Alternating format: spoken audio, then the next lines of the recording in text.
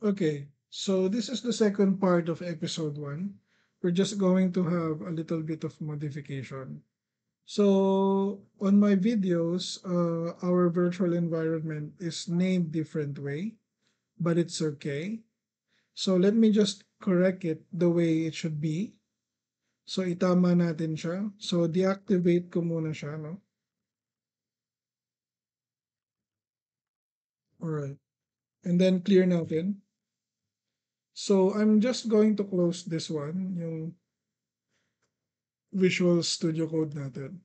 So ayusin ko siya dito sa folder natin para pare-parehas yung video natin. So gagawa ko ng folder na papangalanan kong Django VNV.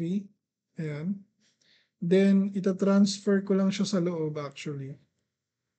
Ayan. Yan. So nasa loob na siya ng Django VNV and then re-rename ko lang to. Rename lang this one. DJ VNV. Ayan.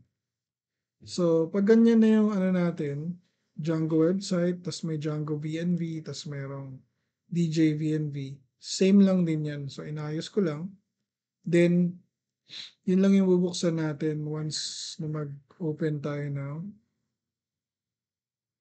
Okay.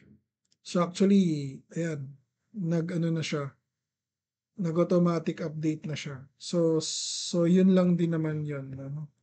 So, para i-activate natin, ganun lang din naman, CD, DJ, VNV, and then DJ, VNV, tapos script, and activate, enter.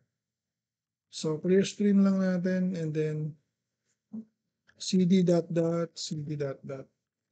So, nandun pa rin tayo sa root folder natin, which is Django website. Alright? Okay.